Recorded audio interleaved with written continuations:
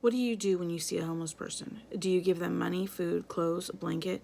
Are you tired of seeing panhandlers and tent-lined streets? I think everyone is thinking the same thing. Why can't someone do something about this situation? I have felt all of these things and so much more from a personal perspective. I believe that we should address homelessness with all-in-one support services at the point of intervention with the intention of addressing the root causes of mental illness, addiction, and poverty with the use of current laws. The ACLU will argue that we cannot infringe on people's constitutional rights. Elisa Della Piana, legal director at the Lawyers Committee for Civil Rights of the San Francisco Bay Area, says all people, including the homeless, have the right to the Fourth Amendment's protection against unreasonable seizure of property, and the 14th Amendment's protection against deprivation of property without due process. This may be the case. But I think that there is a way of addressing these situations without taking away one's constitutional rights. In many years of dealing and coping with a schizophrenic mother who became homeless for many years, I witnessed the treatment she received from police officers, mental health institutions, emergency rooms, hotel auditors, and retail personnel. All of these people were frustrated with her because they didn't know what was wrong with her, they didn't know what to do with her, and they would just pass her along to the next person. That is just an example of one person in the Bay Area. According to the Alameda County Homeless Count and Survey Comprehensive Report of 2019, there are 8,022 homeless people in Alameda County. In this speech, I will be addressing how I feel we should treat homelessness with the intention of going after the root cause of mental illness, addiction, and poverty with the use of our current laws. First, we will look at the disease of mental illness. This could include depression, schizophrenia, bipolar, manic, addiction, and many more states. These states of illness can cause one not to be able to care for themselves.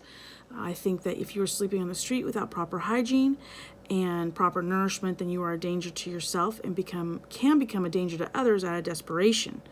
This is even exacerbated when children are in tow. In Alameda County, there is a section of the Welfare and Institution Codes 5150 that states a person can be held against their will in a psychiatric facility if they meet at least one of the three basic criteria.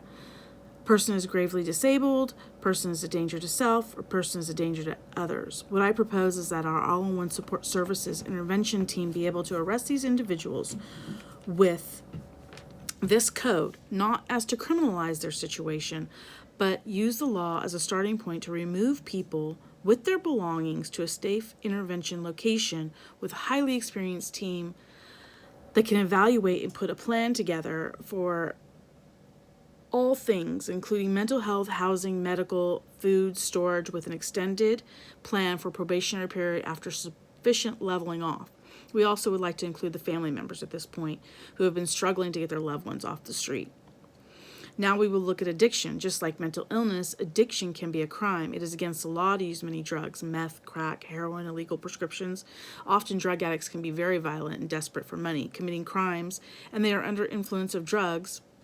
We should use these laws in place to arrest them with the 5150 code. Just like mental illness, the team would evaluate them and then send them to a new facility that I propose that we put a wing at the Santa Rita jail.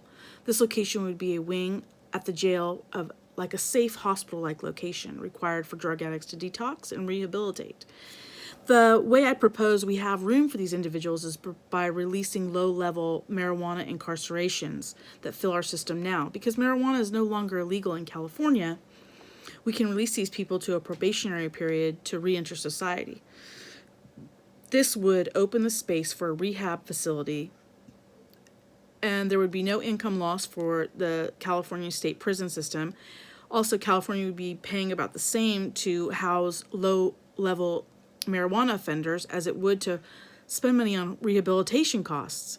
I believe this idea would actually lower crime and violence and get people off the street for good. After the prescribed rehabilitation, people would continue with the efforts for probation, just like anyone else reentering society, and we also want to include family members in that process. The next topic, unlike the two previous, is poverty. We just live in the most expensive place in the country. According to Scott Cohen and CNBC, America's 10 most expensive states to live in 2019, we ranked number 2, behind Hawaii. with an average home price in San Francisco Bay Area of $1,243,000. There are many people in the San Francisco Bay Area living paycheck to paycheck. Many of them are service workers, myself included. The rents are so high in the Bay Area that people are working 2 and 3 jobs just to make rent. In the recent study, Slide Hustle Survey, Bankrate reported that 38% of those surveyed say they need the dough to make ends meet. We should all be able to live in a safe and humane life if we're working a full-time job. But with average rents around $2,500 for a 2-bedroom apartment, it's very hard to afford anything else. You're just one paycheck away from being homeless. You can't afford food or medical or heat.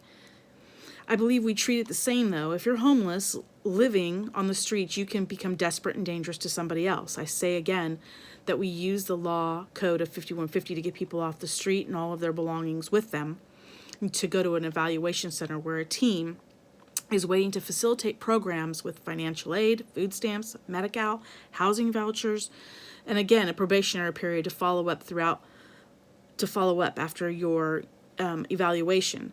There are many properties throughout the Bay Area that can be reconfigured into low-income housing and families that people and families can benefit from. They are owned by local governments, and I believe that there are plenty of government sites existing, hospitals, where we can put transitional housing, FEMA-type trailers. For example, Fairmont Hospital has an underutilized parking lot. We could fit probably 20 FEMA trailers on that parking lot. It would not infringe on neighbors, and it's already a hospital site that's being used to treat people and social services. Sheriff's departments down the road. In fact, your whole team and your whole stage strategy could be there as a plan. And as always, we want to include family members in this. In closing, now that we've discussed some of the roots of homelessness, I think we should treat people with the utmost respect. I think that if you're mentally ill, addicted to drugs, and you're a danger to yourself or others, or if you're just not making it week to week, and we should be treating you as such and provide the best services to help you get back and enter into society. We will not arrest and throw you in jail, but we will facilitate the mental illness treatment, rehabilitation program, or transitional living that you might require, with continued aftercare and safety and health for health and success. I believe that if we offer people a safe and humane way to regain their lives, they will gladly accept this. And if it's offered, it's a good roadmap. This will help society as a whole and establish a roadmap to end the chaos that is homelessness today.